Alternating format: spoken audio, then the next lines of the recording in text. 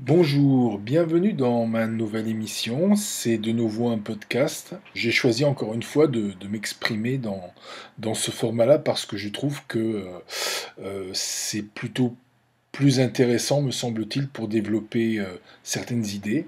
Celles d'aujourd'hui sont basées sur les Rolling Stones. Donc en fait les Stones, me semble-t-il, ils ont baigné à leur début dans une musique qui n'a rien à voir avec la culture occidentale. Ils ont quand même fini par sentir une certaine nécessité d'aller vers un classicisme musical. Quand on cherche le classicisme musical, on est à un certain moment, on se dépare avec le traditionnalisme. Alors, quand je dis traditionnalisme anglo-saxon ou occidental, évidemment, tout ça n'est qu'un côté du traditionnalisme tel quel.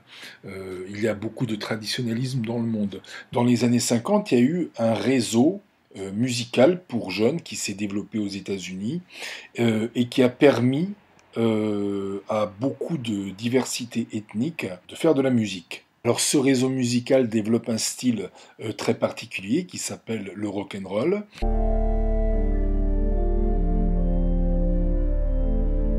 Dans les années 60, eh bien, en Grande-Bretagne, évidemment, on est un petit peu envieux de ce qui se passe aux États-Unis et on va essayer de faire un petit peu la même chose. Donc on va créer quelque chose qui a une identité propre à la Grande-Bretagne, mais qui est le reflet un petit peu de ces tendances musicales uniennes comme le blues, le rhythm and blues, le rock. Alors les Rolling Stones, eux, ils vont carrément servir la musique black au public anglais. Tout ou presque à l'époque dépend de Brian Jones. Donc en 1967, on va prendre un petit peu ça plus au sérieux, c'est-à-dire qu'on va, en fait, on va complètement changer le fond de l'affaire. Et on va utiliser quand même un petit peu plus le marketing musical pour faire quelque chose qui soit beaucoup plus stable au niveau du marché. On va travailler un petit peu aussi la personnification de la musique qu'ils font. En fait, tout doit suggérer une histoire, tout doit avoir un certain visuel dans le subconscient des jeunes qui écoutent cette musique. Et, euh, et voilà, rien n'est laissé, à partir de 1967, rien n'est laissé au hasard. Brian Jones, il va avoir un petit peu de mal, et ça c'est tout à fait avéré, c'est-à-dire qu'il ne va pas rentrer dans cette stratégie-là. Il est connu comme étant quelqu'un d'un petit peu puriste, et c'est vrai qu'il va prendre de plus en plus de détachement vis-à-vis de tous les gens qui effectivement sont en train de suivre ce mouvement dans la musique même. On sait parfaitement que, par exemple, Keith Richards, qui est le guitariste des Rolling Stones, euh, il est sorti avec, à un certain moment, il est sorti avec Anita Pallenberg, qui était en fait la petite amie de l'époque de Brian Jones. Vous voyez, c'est quand même assez déloyal comme attitude. Alors vous avez le film One More One, One by One, de Jean-Luc Godard, qui vous explique beaucoup le fonctionnement de cette culture-là. Euh, il y a, oui, il y a une partie avec les Rolling Stones, et il nous montre bien à un certain moment que Brian Jones est complètement mis à l'écart lors de l'enregistrement de Bigger Buckets par les autres membres du groupe. Donc vous voyez, les choses sont quand même assez mal passées entre lui et les Rolling Stones. On va essayer d'ailleurs de comprendre pourquoi finalement les Stones suscitaient autant d'intérêt. Ça aussi, ça peut s'expliquer parce qu'ils véhiculaient en fait euh, tout, tout ce qui est musique black, mais une certaine forme de musique black. C'est-à-dire que, en fait, les Stones refaisaient, ne resservaient au public qu'un certain style de musique black. Ça va être le blues, le rhythm and blues. On peut y rentrer peut-être la soul et puis des trucs comme ça. C'est très droit de l'homiste comme musique. Et en fait, ce fond idéologique, les Stones arrivaient très très bien à le répercuter dans leur refaçon dans leur retravail sur ce genre de style musical. Donc en fait, c'était ça en fait le gros intérêt, parce que musicalement, voilà, c'était pas formidable. Et en fait, Jones, il était juste en train de montrer un certain chemin, et il y arrivait. C'est comme s'il disait, voilà, au lieu de faire des trucs pourris, si en fait ce nouveau système dans lequel on est en train d'entrer, c'est pour recycler des trucs pourris, il vaut mieux en fait faire des trucs bien. Et c'est vrai que par exemple cette musique berbère que Jones a lancée, c'est voilà, c'est une musique qui cultive les gens. Contrairement aux Rolling Stones. Et puis il y a vraiment quelque chose en fait dans cette polémique, surtout que soulevaient les Stones, parce que c'était ça en fait, ils étaient plus polémiques que artistes en eux-mêmes. C'était que, en fait, depuis le début, vous voyez bien, moi je vais vous rappeler certaines choses, mais vous allez comprendre tout à fait qu'il y avait quand même une certaine population blanche, occidentale, qui ne les appréciait pas trop. Alors c'était plutôt, en fait, on était plutôt dans la droite traditionnelle, ou dans des partis idéologiques de droite, ou tout ce qui est un petit peu traditionnaliste, anglo-saxon, ils appréciaient pas les Rolling Stones. Et ce genre de paroles, de phrases venaient d'eux, c'est-à-dire, voilà quoi, cheveux longs, ils ont les cheveux longs, mais ils ont des idées courtes, donc ils les attaquaient un petit peu dans leurs fondamentaux, quoi. Et puis par la suite, ça a continué, c'est-à-dire, est-ce que vous accepteriez que votre fille sorte avec un Stone? Donc voilà, il y avait vraiment quelque chose disons, de très dérangeant qui se passait à l'époque, et qui n'était pas musical.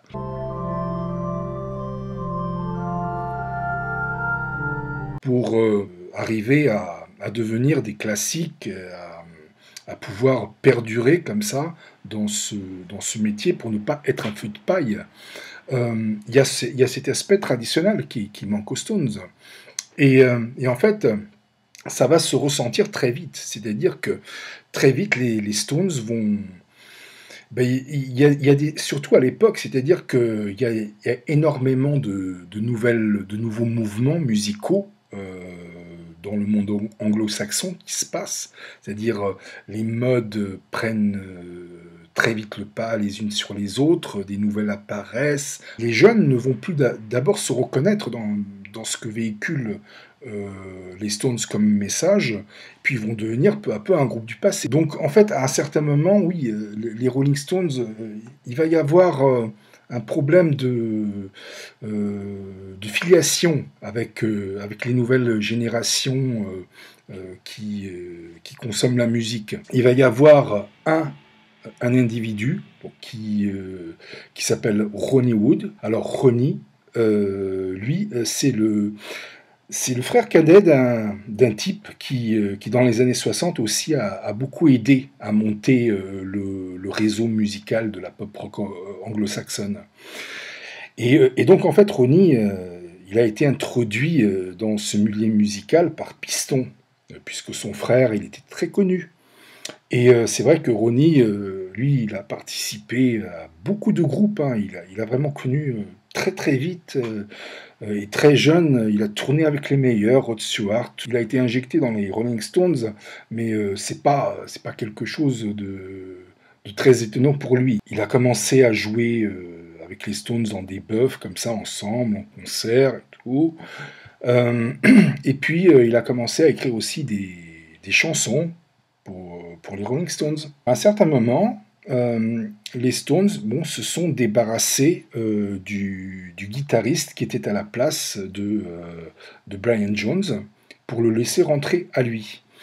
Et lui, il va en fait les observer du dedans. Alors, Ronnie Wood, c'est pas quelqu'un, c'est pas le leader accompli, hein, c'est pas le chef comme ça, fédérateur qui s'impose, mais c'est un très bon gestionnaire en interne. Et il va vraiment les observer et il va prendre des décisions.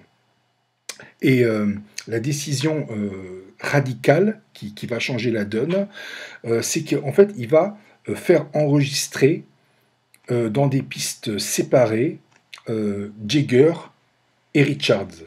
C'est-à-dire que les deux, à l'époque, ils travaillaient ensemble et il va complètement les séparer au niveau des pistes d'enregistrement, donc en studio. Le premier album du genre va sortir, ça s'appelle The Black and the Blue. Alors, comme vous voyez le titre, c'est Black, c'est la musique des Stones, et Blue, c'est le bleu de traditionnel. Et donc, c'est là où vraiment ils vont fusionner, ils vont atteindre ils vont arriver à ce classicisme musical avec cet album-là. Et voilà, et tout ça, c'est le travail de Ronnie Wood. Cette fille dont les Rolling Stones parlent dans Memory Motel, c'est justement tout ce problème qu'entraîne un petit peu cette confrontation. C'est-à-dire leur message ne passe plus aux générations suivantes. Il y a cette séparation où chacun fait son chemin, etc., etc. Il y a tout ça qui est là-dedans et qui traîne lourdement dans la tête des Rolling Stones. Si le sujet des Rolling Stones vous intéresse, il y a une très bonne vidéo sur eux, c'est Stones in the Park. Donc c'est un film qui a été fait après la mort de Brian Jones. Et en fait, les Rolling Stones, ils font dans ce concert un hommage à Brian Jones. Donc vous allez voir, par exemple, Mick Jagger en train de réciter un poème qui a été fait en hommage à Brian Jones. Bon, il y a toute cette hypocrisie comme ça qui est là. Mais ce film-là, évidemment, c'est pas ça l'intérêt du film, c'est pas de voir effectivement ces mecs-là faire du fric en fait sur un type qu'ils sont complètement servis. C'est plutôt en fait ce qui se passe comme ça dans les coulisses. Et vous avez beaucoup de gens qui sont dans ce concert-là et qui sont en fait ce qu'on appelle, souvent la plupart d'entre eux, c'est des Hells Angels. Donc en fait, c'est des bikers. Ils sont assez intéressés par la musique des Rolling Stones. C'est-à-dire qu'à un certain moment, c'est vrai qu'il y a eu un certain public, comme ça, de droite, et qui s'est intéressé à leur musique, a commencé à s'intéresser à leur musique après la mort de Brian Jones. Alors évidemment, les Stones, ils vont bien le comprendre, et ils vont faire un pas envers ces jeunes-là. Donc, dans la tournée de 1969 aux États-Unis, ils vont en fait employer ces Hells Angels pour en fait sécuriser leurs concerts. Tout ça, c'est pour en fait créer un nouveau rapport. Et Altamont, dans un de ses concerts, donc, il y a un jeune noir qui s'appelle Meredith Hunter et qui va être assassiné par un Hells Angels. Meredith Hunter, d'ailleurs, c'est quelqu'un, si vous voulez, il était venu au concert avec sa petite amie blanche. Donc, en fait, c'était un black, en fait, intégrationniste qui était intégré à la société de l'époque. L'accident, la controverse d'Altamont a quand même bien impacté dans le produit musical des Rolling Stones. C'est-à-dire que, voilà, les Rolling Stones étaient censés être un groupe multiculturel dans lequel se reflète toute la musique du monde actuel. Donc oui, dans les années 80, ils vont opter pour ce multiculturalisme. Il y a cet album live qui est sorti et qui est tout à fait représentatif de ça, c'est Still Life. Donc ce problème-là de Meredith Hunter va se résoudre. Ils vont quand même arriver à masquer toute cette polémique. Alors pour les gens qui veulent vraiment comprendre le fonctionnement de la musique des Rolling Stones, il faut vraiment écouter l'album de 1985, ça s'appelle Dirty Work. Là, vous atterrissez complètement dans Rolling Stones Land, dans la terre des Rolling Stones, et vous voyez tout le système Rolling Stones fonctionner devant vous. C'est-à-dire qu'à l'époque, Keith Richards et Mick Jagger, ils ont eu une brouille. Vous avez Richard qui joue dans sa piste. Vous avez Mick Jagger, alors il s'invective à tour de rôle. Et en fait, ça nous fait bien comprendre que tout part en fait de ce travail de studio, parce que les Rolling Stones, effectivement, jouent ensemble en concert, mais le produit de leur concert n'est finalement que la formation qu'ils ont eu en studio. Donc c'est un album très important à écouter au demeurant. Si vous voulez, on est dans les années 80 finissantes déjà, et on est en plein revivalisme. C'est-à-dire que, par exemple, un groupe comme les Doors a vendu plus d'albums dans les années 80 qu'il a vendu à l'époque où Jim Morrison était encore en vie. Voilà, il y a ce revivalisme des années 60, le psychédélisme et tout, et tout, et tout. Et en fait, les Rolling Stones, ils vont quand même sortir deux albums qui sont très originaux par rapport aux propositions musicales de l'époque. C'est-à-dire qu'ils sont quand même, si vous voulez, ils créent une nouvelle voix. Alors, le premier, c'est un album que j'aime beaucoup, c'est Steel Wheels. C'est vraiment un de mes favoris des Stones. Et là, vous allez vraiment voir qu'ils sont en sens contraire à tout ce qu'a fait le psychédélisme, par exemple. Alors, ils vont continuer avec un album qu'ils ont sorti au début des années 90, qui est Voodoo Lounge. Voilà, ces deux albums sont en fait des propositions tout à fait originales par rapport à l'époque dans laquelle on s'inscrit.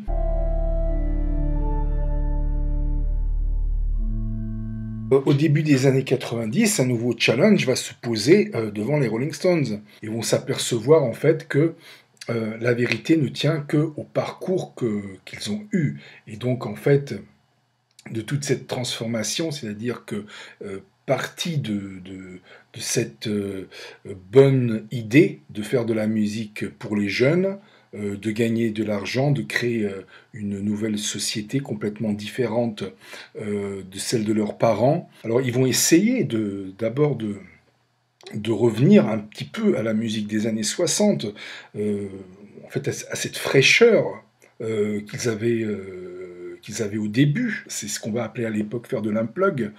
Donc ils vont débrancher pas mal le système électrique des instruments sur lesquels ils jouent, et ils vont revenir un petit peu à des titres des années 60. Sur la pochette de No Security, vous voyez un couple qui vous regarde de face, en fait. Vous avez un blond et une brune.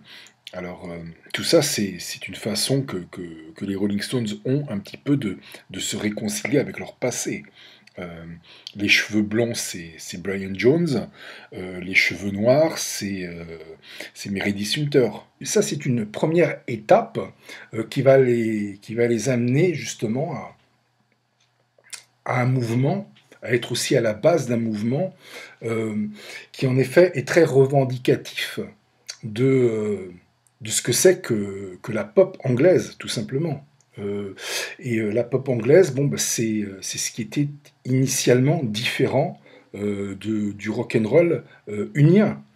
Donc en fait, ils vont de nouveau redéfinir, il va de nouveau y avoir un mouvement qui va s'appeler le Britpop, et qui va redéfinir ce son très particulier que les Anglais et anglo-saxons revendiquent comme étant quelque chose d'eux et pas d'ailleurs, qui est propre à leur tradition musicale. Alors, si vous voulez vraiment écouter ce que c'est que la Britpop très intéressante, je vous conseille pas Blur ou Oasis, je vous conseille plutôt d'écouter Casanova de Divine Comedy.